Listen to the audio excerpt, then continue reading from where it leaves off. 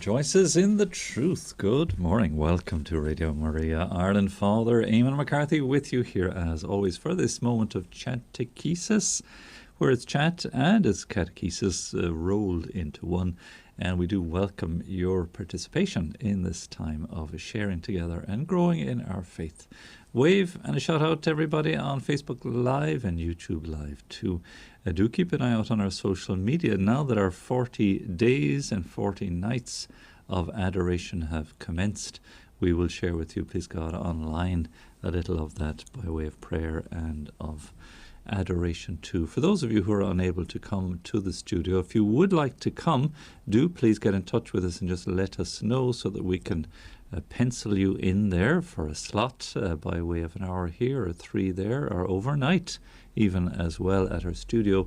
And our intentions, of course, for faith and for life, that we see a rekindling of the life of faith in our people, in our land, in our homes, communities, parishes, and indeed for the culture of life, protection and sanctity of human life from the very first moment of conception till its natural end, from the womb to the tomb. And if ever there was a time for prayer. So we're not into the more strident end of politicizing or marching or rallying or all of these things. I suppose it's rallying and making the case, but in a more gentle way, really, but drawing the Lord's grace in upon the situation. You may have listened back or listened or heard Father John and John Carlin speaking of the book 40 Days for Life and the phenomenon and movement of 40 Days for Life in the United States and the most extraordinary conversions and transformations that have taken place through the 40 days, and how minds and hearts and people have been changed and transformed.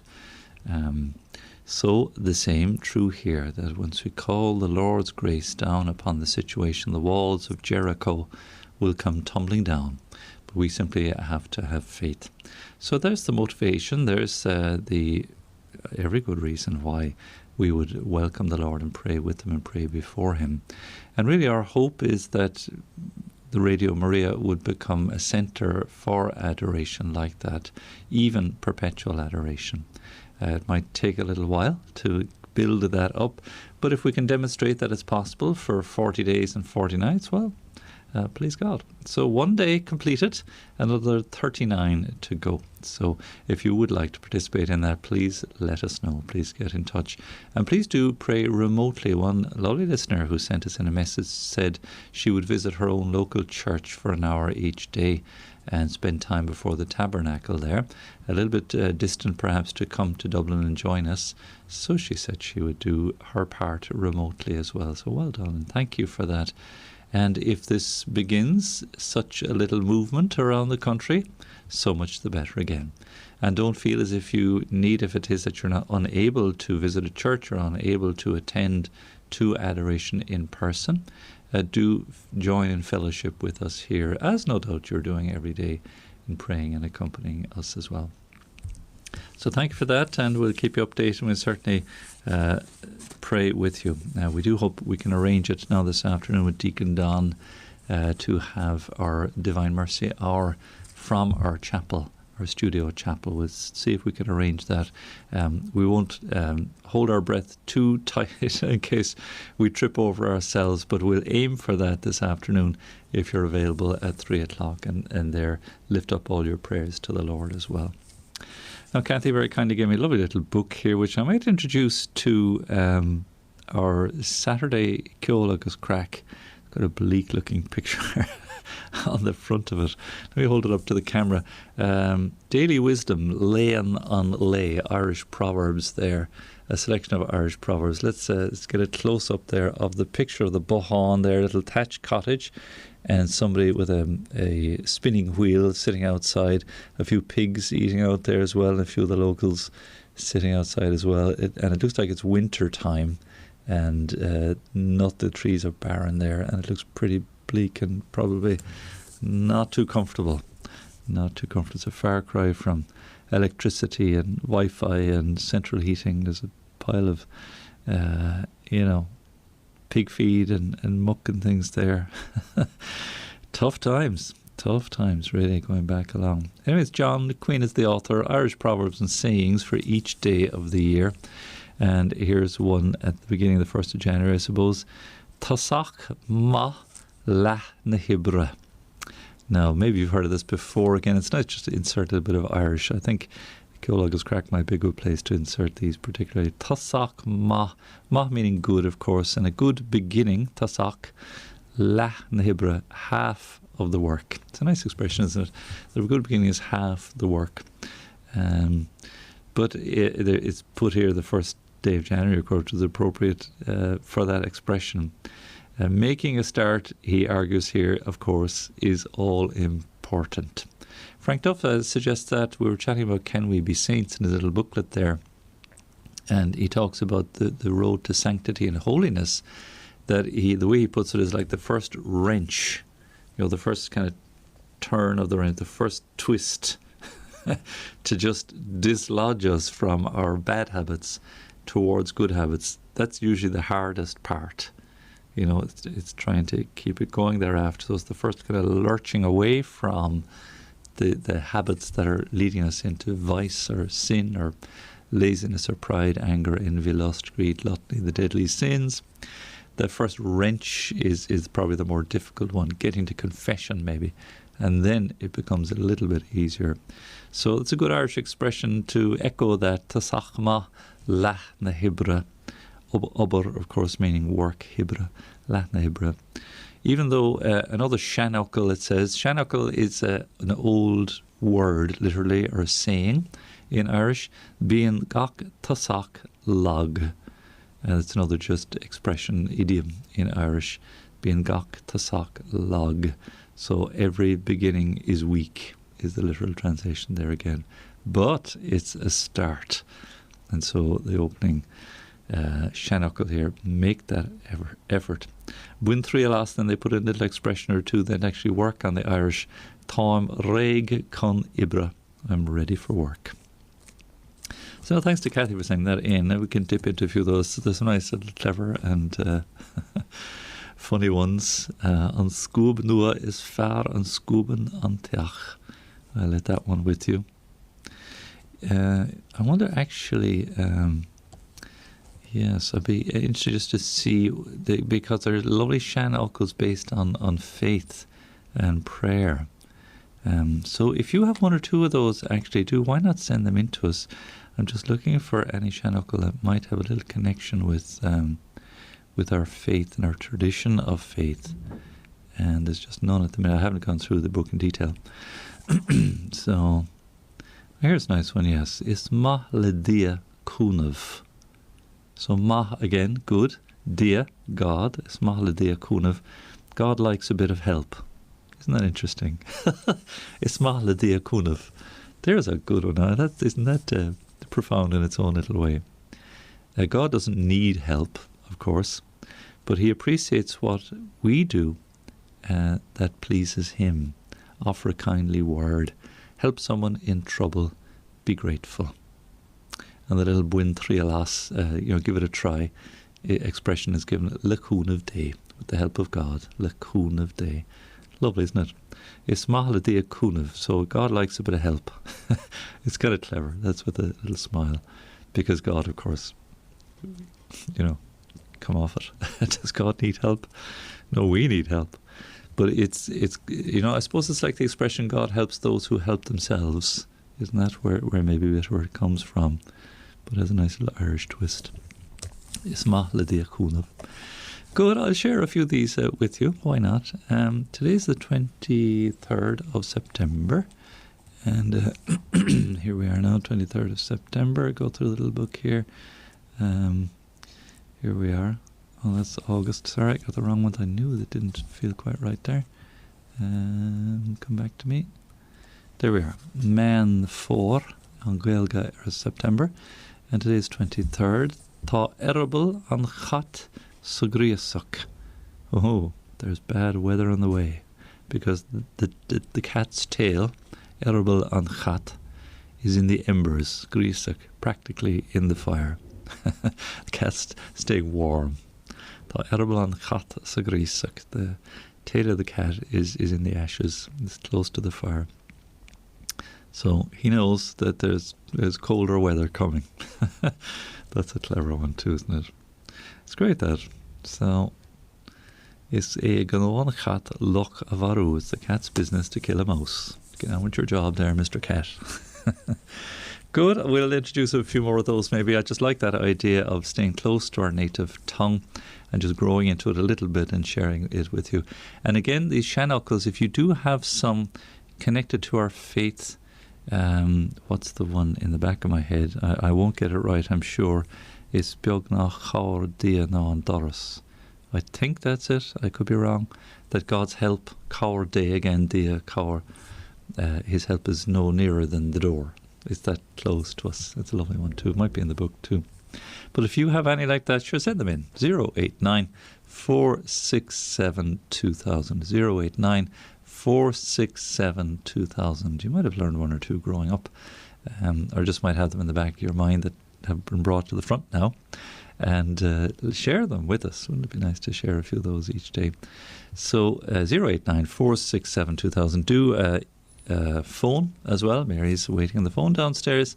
014 123 456. And again, if you'd like to volunteer for a little time in adoration, and thanks to those already, as we've embarked on day 2, volunteer to help to keep a vigil before Jesus in the Blessed Sacrament. Absolutely marvellous. So well done. Did I get through? I don't think I finished. I wanted to get through a little bit more of Archbishop Eamonn's lovely homily for the centenary of the Legion. Where did it disappear to? Yes, maybe just a little more I might share with you. He mentioned, we were talking about the great inspirational legionaries like Edel and Alfie, Edel Queen Alfie Lamb, and of course Frank Duff, just guided by the grace of the Holy Spirit. So the legionary, according to the handbook, this is Archbishop Eamonn's homily now, must therefore clothe himself or herself in the armour of God. That's straight out of St. Paul. Have loyalty, courage, discipline, endurance.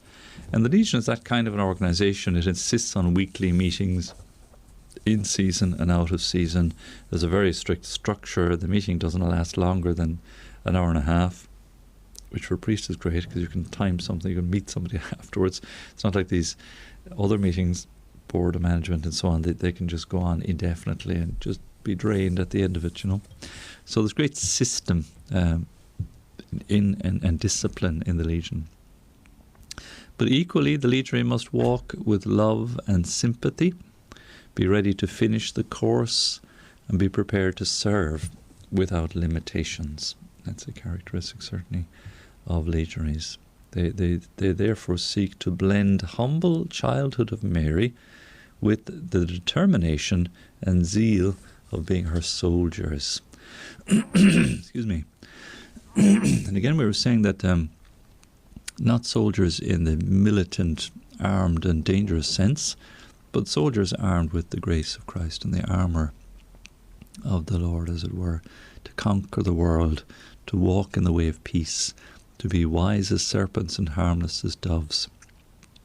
These characteristics Archbishop Eamon was concluding last Sunday. He said, are needed more than ever today as we endeavour to keep the faith alive here in Ireland and beyond. The challenge, of course, is to attract new members and to encourage in particular more young people to discover the Legion. And we're seeing a little bit of that. Again, we'd Father Colin Mannion in here, and others too are on with us. They have this online,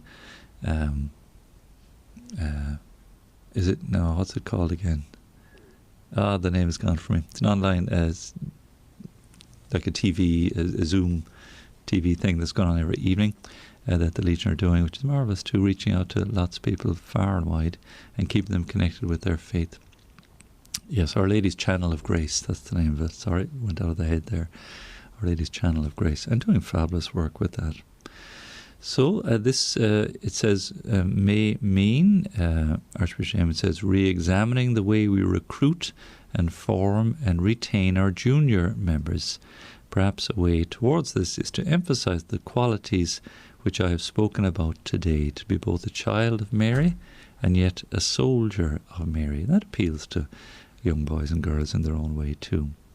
Therein lies the power of the gospel and the power of the Legion of Mary, which under the inspiration of the Holy Spirit has sustained your Legion for the past 100 years. May God continue to bless you and grant you success in your valuable endeavours, and happy anniversary.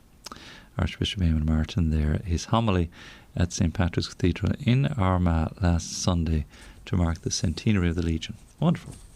So it's great to have the support like that of the Church. It was something Frank Duff didn't always enjoy, and it made for really bringing out the best in him, and no doubt in time bringing about his canonization, his sanctification, and ultimately canonization.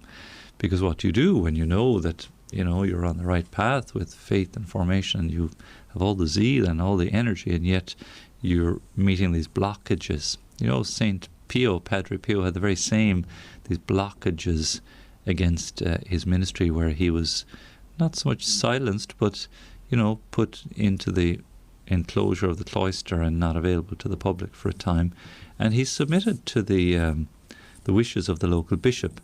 I think part of the problem was it was becoming a bit of a sensation, or he was becoming a bit of a sensation, and he was all for being kind of put away, so to speak, because one of the trying things for him was all the public exposure and everything that accompanied that. He didn't want the notoriety, he didn't want the popularity, didn't want any of those things. And it's right that we should shun these things, because if it becomes, the danger is it becomes self-serving, and God forbid indeed if that were to. I've been at pains to try to help everyone here, including myself, understand at Radio Maria, we're at your service. It's simply in no way is there any celebrity nonsense at work here. We're humble pilgrims travelling together on the road of faith. We don't do celebrity. We're not in the least interested. You can keep it. You can have it all. Good luck with that, because it's fickle. You see, it's worthless. It's worldly, superficial. So Padre Pio, let's hear what my little book here tells me. My Oxford Dictionary of Saints. Always get a few nice little nuggets here. A Capuchin friar, so a Franciscan Capuchin. And 1968 was when he died, so within living memory for those of us who are a little bit older. Born 1887, 2 years before Frank Duff. So an almost identical lifespan. And born, let's see, in Naples, and became a friar in 1903. Hang on a second. Is that possible? 1887 to 19... Okay, he was 16. Sorry, I apologize. He was 16. Just seemed like that's a very short span. So from a very young age. Ordained in 1910, so 7 years later. So he would have been, gosh, was he 23 when he was ordained? Because the canonical age is, well, yes, I think the canonical age is 24, and you can get a dispensation of 1 year to be ordained early. And it was the following year, at 1910, 1911, that he experienced the invisible stigmata, as well as the pains of scourging and wearing a crown of thorns. In 1916, he was exempted on health grounds, his weak lungs, from military service, but in 1917 he served as an orderly for 3 months before being discharged again on health grounds. Gosh, that must have been in the First World War as an orderly, and then, bearing all that suffering otherwise. He returned to further service in 1918. I find that, a huge conflict. We talk about being a soldier for Christ. Well, that's one thing, but having to enter into war and shoot people, that would just, how would you reconcile that? Anyway, so he was an orderly, so I suppose he wasn't in the front line with that. But he caught double pneumonia, and so he was assigned to the friary of San Giovanni Rotondo. St. John, Rotondo means round. I wonder if that mean St. John, who was either rounded character or a man of round girths. I'm not sure. But there, of course, he spent the rest of his life. So in 1918, then, the stigmata became visible as well in hands and feet and side. So visible wounds, and you see pictures of him, of course, as you know. And they bled constantly. They say about a cup full of blood every day. I don't know how a human being could shed that much blood every day and still be alive. It doesn't bear thinking about.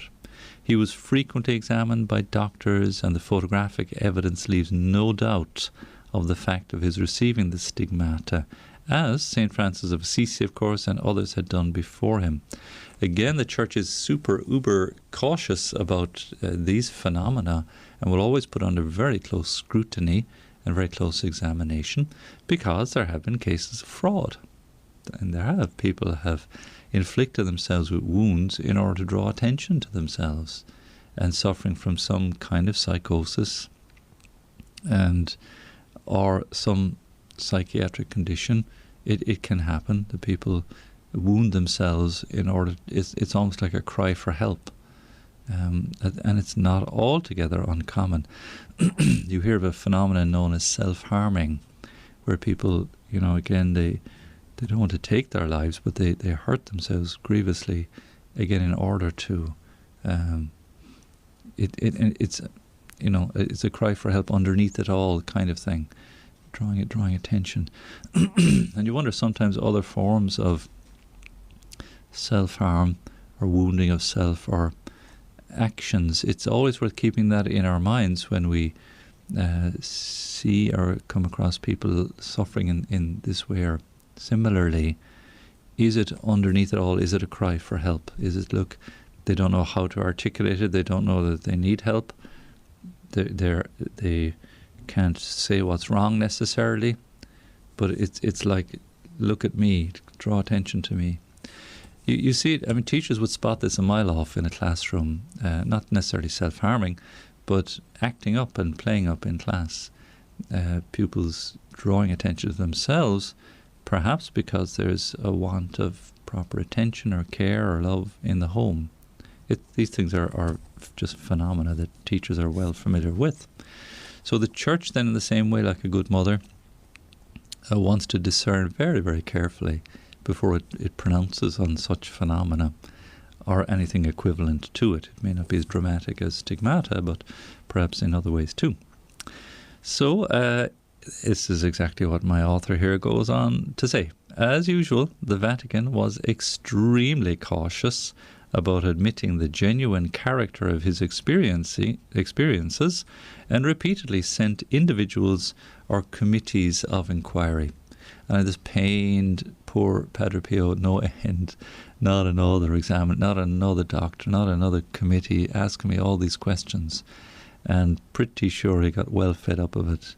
And I know his prayer, we read in his writings, his prayer was that the Lord would take away the visible manifestation of these things, but leave him with all the suffering. He was glad to suffer for the Lord, but like his worst humiliation was the fact that they were visible and people were coming in, as we say, gawking at him, just kind of all curiosity, a bit like Herod in the Gospel today.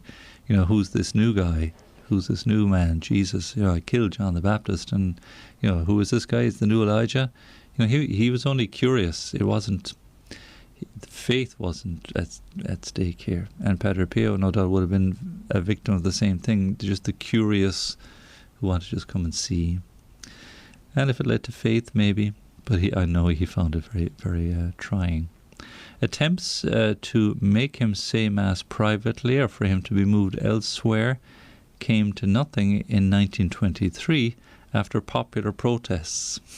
So the people stormed the place in some way, as Italians know how. If you've ever been on pilgrimage and there's Italians there, they know how to find their way, their place. I can just imagine that. Restrictions were reimposed in 1931, but were lifted 2 years later. And again, Padre Pio would have welcomed those restrictions and would have welcomed any censorship like that with humility and with obedience. There's the test too. So for those who might arrive at the door of the bishop's house and say, look, I have the stigmata, or I have messages, or God has spoken to me and he told me to tell you this. Well, the bishop can, order silence or order restrictions, and if he's wise, he will do so anyway in order to carefully discern.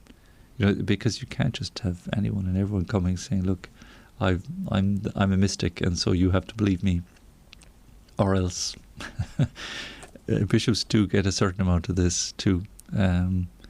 And so, again, not to be too casual about it either, because it's quite possible some of these things are authentic. But again, such care to not to try not to mislead people, because the devil can, and as he's done, Father Maris was chatting about that earlier, the devil even sought to deceive Padre Pio, and would have had his way indeed if he wished.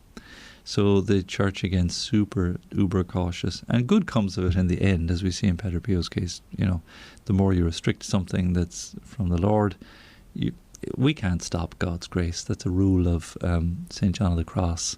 He says, reject these phenomena, don't resist them, because who do we think we are to stop, if it's genuine, to stop God's grace?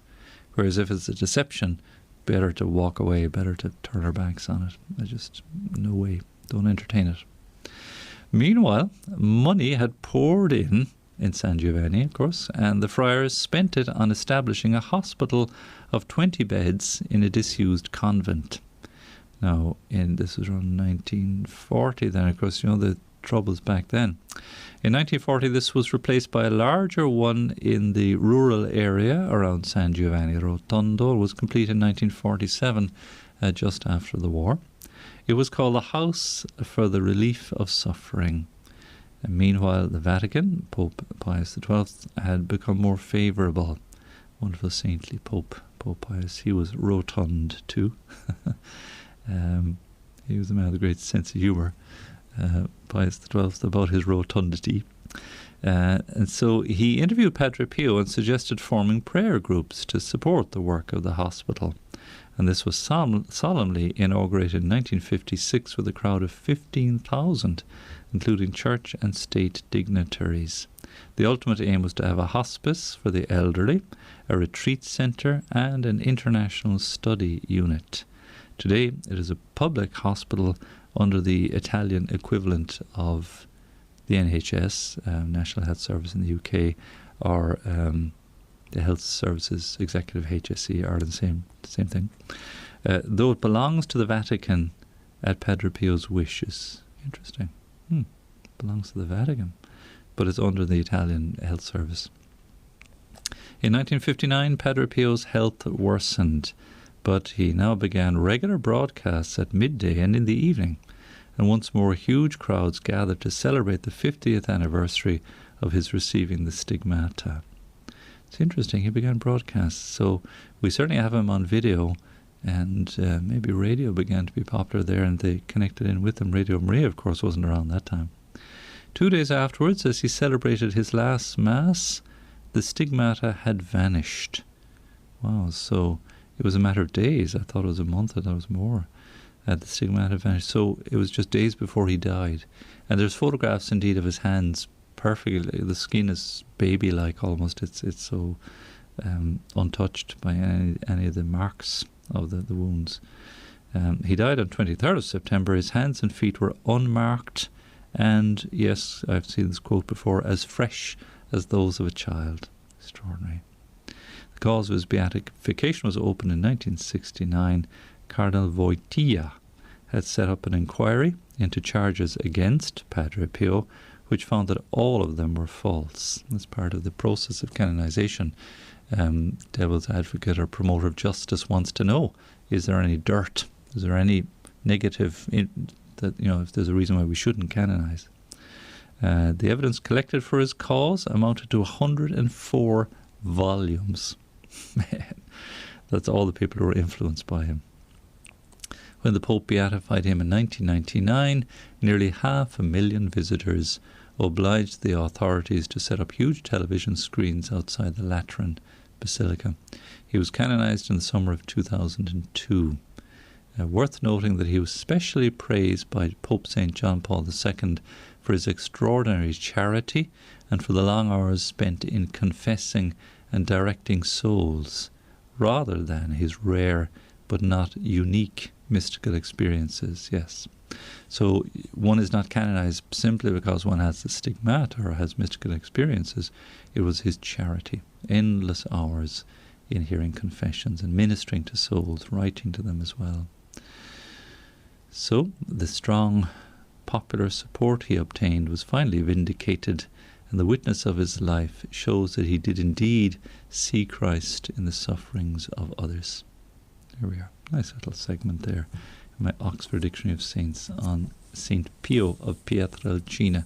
Much loved indeed, and a wonderful saint as well.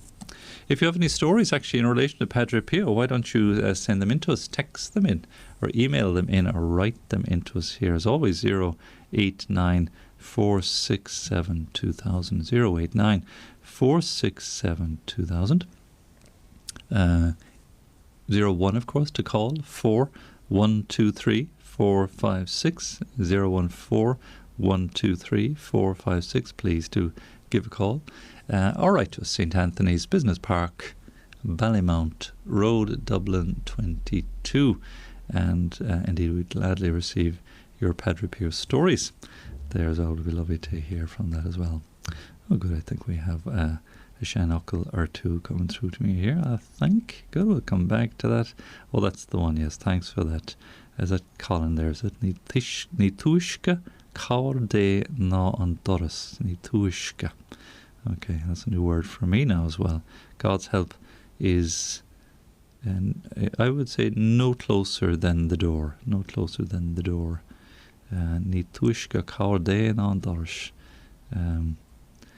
No closer. Oh, I suppose you're saying is closer than the door. Yeah, well, that's good too. That's good too.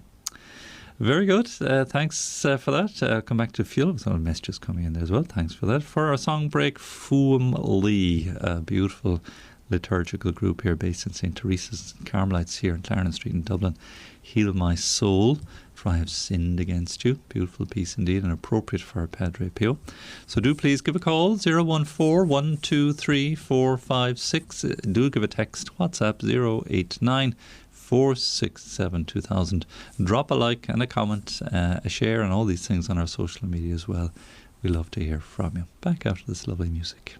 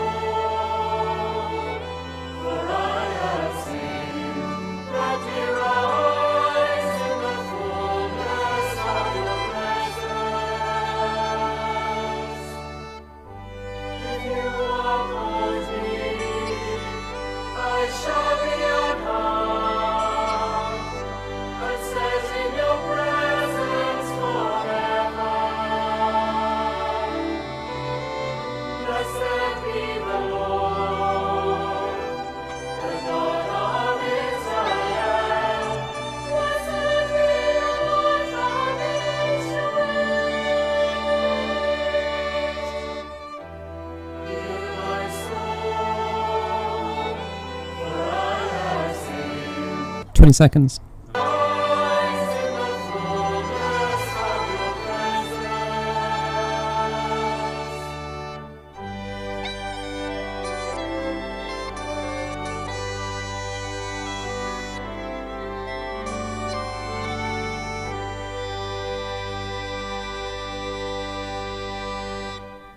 That lovely Fumali, Heal My Soul. And thanks for that, Aidan. So, good. Thank you for your company here. Some nice little messages here. And I'm just looking at my phone here in case you're wondering why I'm not looking at the camera there. Yes, of course, the classic Irish one there. Thanks, Peter Neal in Tinton. Was it? How's it go? The Tinton Féin. I'm slipping up on some of my Irish.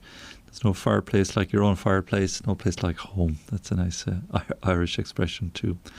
So thanks for Colin, thanks Peter sending those in to us there. And Pather says Tá tuga hanwa. So my Irish isn't that good. I'd like to learn it to get it a bit stronger really in terms of fluency. But it's nice, the little Shannuckles are great, these little sayings, just sharpen it up a small bit and give a sense of our culture there. So thanks for that. We'll feature them a little bit more as well. It's Mar, thanks Aidan, Mar the Tinton Féin, in Tinton, Mar the Hinton Féin. Watch those chevus and things. Remember that in school? Yowza. There's no fireside like your own. Very good, we'll keep learning together. Don't worry about it at all. So Rotondo, I was talking about the roundness of San Giovanni. Apparently there's a circular baptistry there in the little town of San Giovanni, going way back to the 11th century, an ancient Roman village there, which gives its name of roundness, Rotondo. The Rotunda Hospital here in Dublin, isn't it? That's probably a round hospital, a round shape or something maybe too. Rotary, with this you get the English words from there as well. So well done, thanks for that. Thanks to Mary and Eileen and your messages on Facebook. Shout out and a wave to you there. And just a word of congratulations to Gianna Kerr, especially on Thursdays. Of course, we like to feature a little extra, but with our Holy Hour, or rather 40 days and 40 nights of adoration now, being extra mindful of the task of building a culture of life and the marvellous work Gianna Kerr are doing. Corinne Claffey, who's the director of Gianna Kerr in Offaly, was chatting on air with us a little bit earlier about their work. We'll repeat that later on today after the 9 o'clock rosary if you'd like to listen back to Corinne. But they're celebrating today their 10th anniversary of work, and they're growing away nice and gently and nice and carefully in what they do in providing services for women in crisis pregnancy and offering them help and support. It's a far superior way, and this fact there's no comparison, than the option of destroying the unborn life within them. It doesn't bear even thinking about. Aisling sent in a message there, I never saw this before, that apparently in Denmark there are libraries where you can borrow a person instead of a book. Well, you sit down in the library, obviously, and you listen to their life story for 30 minutes. So instead of taking a book off the shelf, you however you maybe do it online or something, maybe you call in, I have no idea. But you borrow a person, they sit down, they tell you their story. That's amazing. That has me really fascinated now, because I've said before, and I'm convinced that in eternity, that part of the time that there won't be any watches, but part of our journey, our companionship with one, our communion with one another in eternity, will surely be relating the glory of God as it has worked in our own lives. And using it to give glory to God, telling each other, because we love stories, don't we? We love to hear about how you're doing or what's troubling you, or we like to be listened to and we like to listen. So that's a really, it seems to me such a human and such a wonderful idea. And the goal apparently behind this initiative in Denmark is to fight prejudice. So, you select a person that you want to sit and listen to their story for 30 minutes. Each person has a title. And interesting, some of the titles: unemployed, refugee, bipolar, etc. And that the title is kind of intriguing, isn't it? So if you wanted to find more about what it's like to be a refugee, what it's like to suffer with the bipolar condition, but listening to their story, you realize how much you shouldn't judge a book by its cover. Isn't that very clever? Thanks for that, Aisling. That's a very clever idea. I never heard of that before. And apparently it's active in more than 85 countries. It's called the Human Library. There you go. I just kind of rest my case in the sense that it provides evidence for my theory or my postulation, which I don't think is that far wrong. But that's what, at least a part of our eternity, we will be doing. Well, we'll be giving glory to God always, but again, seeing it reflected in one another. And that seems like a great initiative. It could be put on at the level of faith as well. So very good. Thanks for all those messages. Lovely to hear from you, and thanks for sharing that all with us as well. Let me see. I'm just looking at one or two other messages that have come through, maybe to be looked at afterwards and to be shared with you later. Might be the best thing to do there as well. Maybe just to mention, I think there was a couple of ads came into us there of Padre Pio celebrations going on from 2 until 5 today in St. Saviour's Dominican Church in Limerick with the Franciscan Friars of the Renewal. They're celebrating a time of prayer, rosary, divine mercy, confessions, testimony, and veneration of first-class relics of St. Pio, and with prayer ministry as well. Mass at 4 o'clock. So if you're in Limerick or in and around Limerick, want to celebrate the lovely day today of St. Pio between 2 and 5 p.m. Today, St. Saviour's Dominican Church in Limerick with the Franciscan Friars of the Renewal. There is an event in Sligo this evening as well. Francis sent that into me, and I don't have it with me here now, Francis, on this phone, but we would glad to maybe give that a mention later on as well. Again, celebrating St. Pio today as well. So good, that's about as much as I have time for today. Thank you for your company. Always a great blessing to be with you. Please stay with us now, and we'll turn to our Angelus and our midday prayer.